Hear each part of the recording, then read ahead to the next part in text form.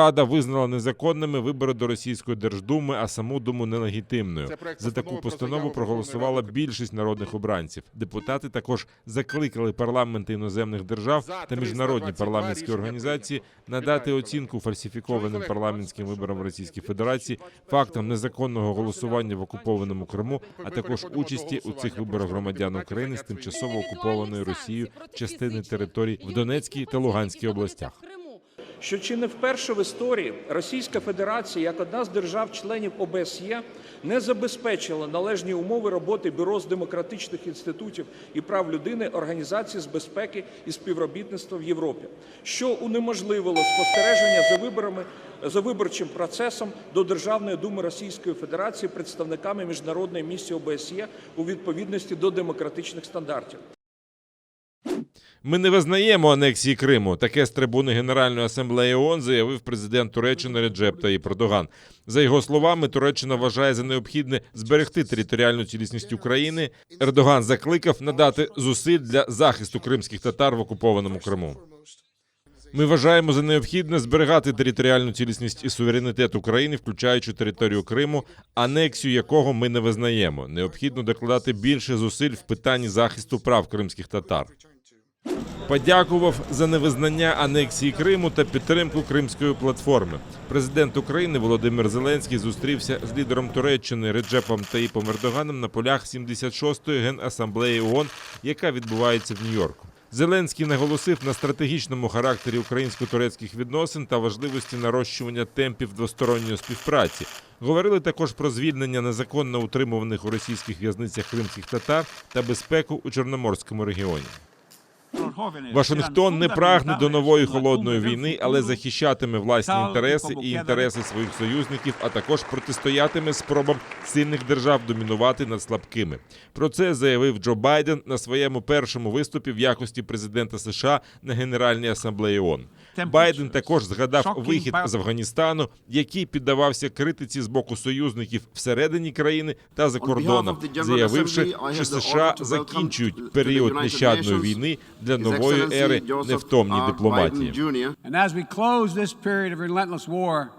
Ми завершили 20-річний конфлікт в Афганістані, а коли ми завершуємо період неослабної війни, ми відкриваємо нову еру неослабної дипломатії, еру використання нашої значної допомоги для інвестування в нові способи і можливості поліпшити становище людей у всьому світі, еру поновлення і захисту демократії і докази того, що незалежно від складності проблеми, діяльність уряду в інтересах людей, як і раніше, є кращим способом забезпечити добробут наших народів. Президент США вважає, що настає вирішальне десятиліття, яке визначить майбутнє всього світу. Світова спільнота вже зіткнулася з серйозними викликами – пандемією коронавіруса і глобальним потеплінням. Ми відправили в інші країни близько 160 мільйонів доз вакцини проти COVID-19, в тому числі 130 мільйонів доз з наших власних запасів, а також перші 500 мільйона доз вакцини Pfizer, які ми придбали для передачі в дар за програмою COVAX.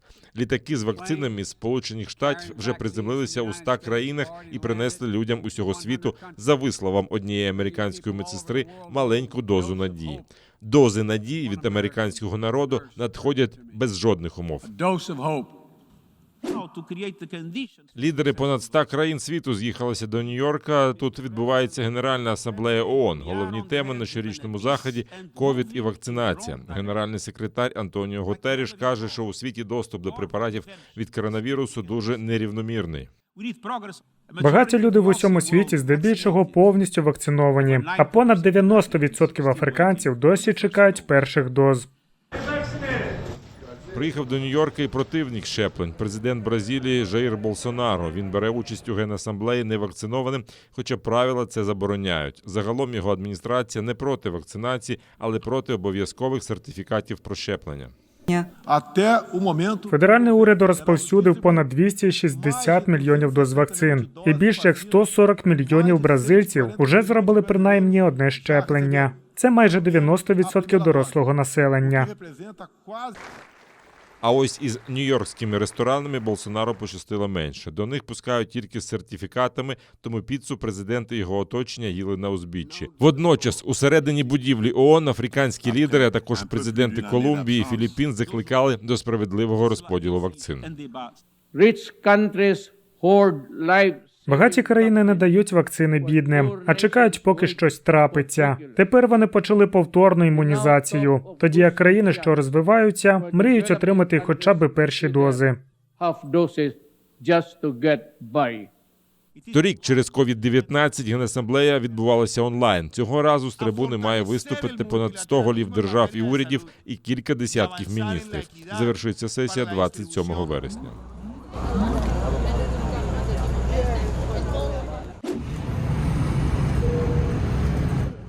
США подолали похмуру віху пандемії коронавірусу. COVID-19 забрав більше життів, ніж іспанський грип 100 років тому. Від нового вірусу в Штатах померли майже 700 тисяч осіб, тоді як від іспанки з 18 по 20 роки минулого століття померли приблизно 675 тисяч американців. Черговий спалах коронавіруса почався наприкінці червня через поширення дельта-штаму. Він заразніший початкового варіанту коронавірусу, і хвороба часто протікає у важкій формі. До того ж, після мутації вірус не щадить і молодих. У цій клініці у Флориді чимало заражених. Медики кажуть, що втомилися. It's just terrible to see younger people. Тепер ми бачимо багато молодих людей, і це жахливо. У них є діти, так що все це важко і емоційно, і фізично. Цьому пацієнту 38 років. Він захворів після подорожі до Чикаго. Я був боярином на весіллі і мав поїхати, а повернувся через 2-3 дні з цим клятим ковідом.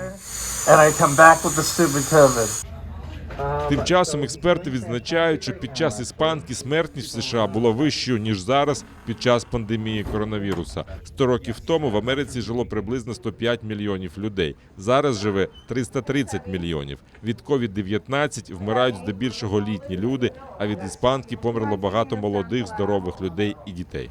Thank you. Замах на помічника президента Зеленського Сергія Шефіра. Його автівку обстріляли під Києвом біля села Лісники, коли помічник глави держави прямував на роботу. Поранена водія, згодом його прооперували, зараз загроз життю немає. Сам Сергій Шефір не постраждав. По легковику посадовця випущено 18 куль. Поліцейські нарахували 11 кульових отворів на легковику, здебільшого з водійського боку. Правоохоронці вважають, що нападник ховався серед дерев неподалік від супермаркета, на парковці якого авто зупинилося після нападу. На місці працюють слідчо-оперативні групи поліції. Сергій Шефір спростував чутки про замах через нібито конфлікт в оточенні президента Зеленського, натомість припускає, що так хтось хотів залякати вище державне керівництво та передати вітання президенту. В Національній поліції вважають, що Шефіра прагнули не залякати, а саме вбити. Правоохоронці співпрацюють з СБУ та мають 3 версії. З урахуванням отриманих попередніх даних, 3 основні версії, які розглядає Національна поліція. Це в зв'язку з державною діяльністю потерпілого, з метою тиску на вище керівництво держави і з метою дестабілізації політичної ситуації в нашій державі, в тому числі розглядається версія за участю спецслужб іноземних держав. Президент пообіцяв злочинцям сильну відповідь. Обстріл автівки свого помічника Володимир Зеленський прокоментував, перебуваючи у Нью-Йорку. Заявив, що замах не вплине на міцність президентської команди та обраний курс. Хто за цим стоїть, скажу відверто, не знаю. Поки що. Які це сили можуть бути внутрішні або зовнішні. Але силами не вважаю їх, тому що передавати мені привіт пострілами з лісу по автомобілю мого друга – це слабкість. А ось відповідь буде сильною. Україна на 58% виконала угоду про асоціацію з ЄС. Про це повідомила віце-прем'єр-міністр з питань європейської та євроатлантичної інтеграції України Ольга Стефанішина. Найбільший прогрес, за її словами, досягнуто в сферах підприємництва, держзакупівель, безпеки, прав людини, національної безпеки і оборони та у гуманітарній політиці. Найменший прогрес у фінансовому співробітництві та боротьбі з шахрайством, соціальної політиці, транспорті та транспортній інфраструктурі.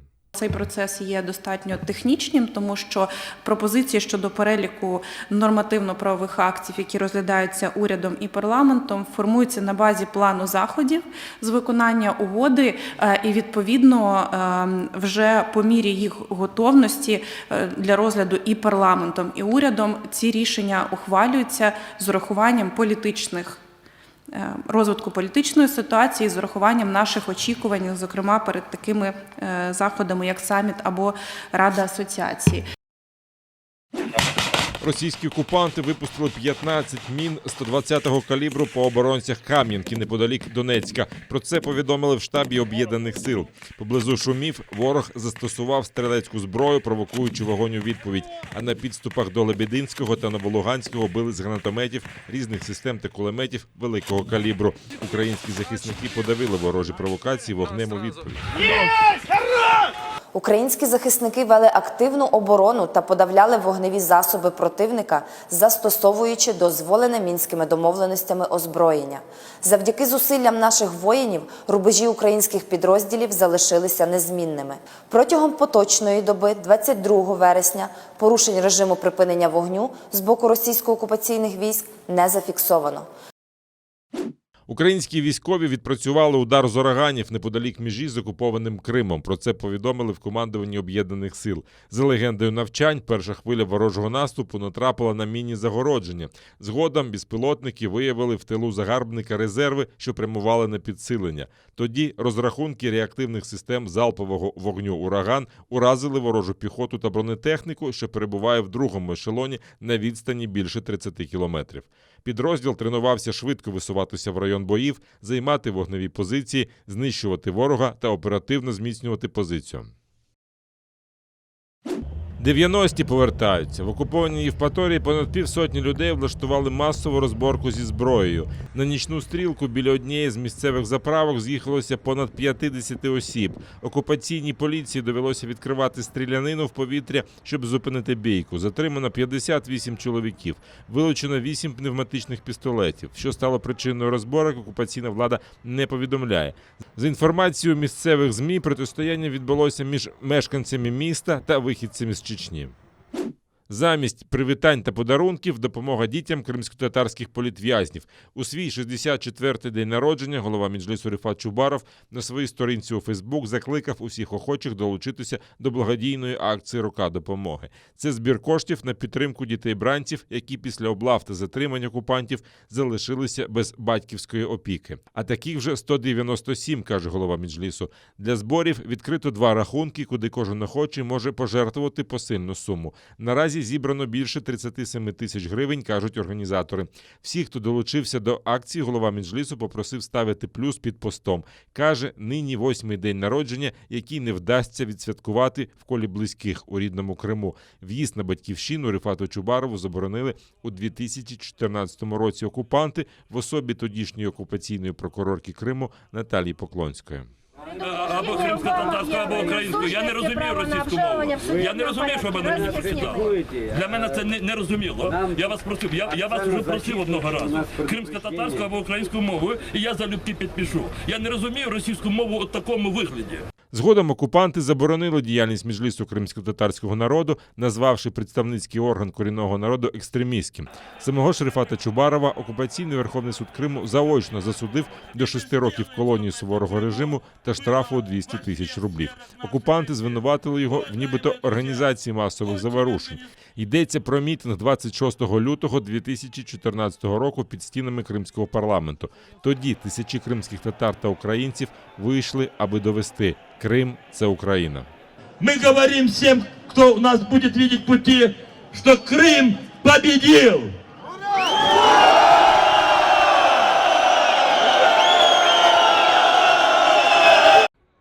Рифат Чубаров на чолі Меджлісу продовжив боротьбу за звільнення окупованого Криму вже у Києві, але впевнений, що наступного року відзначить наступний день народження у Бахчисараї. Приєднуйтесь до сім'ї АТР та підпишіться на сайт нашого телеканалу. Для цього наберіть в браузері atr.ua, натисніть на кнопку «Вступити в сім'ю АТР», виберіть суму і натисніть кнопку «Підтримати АТР».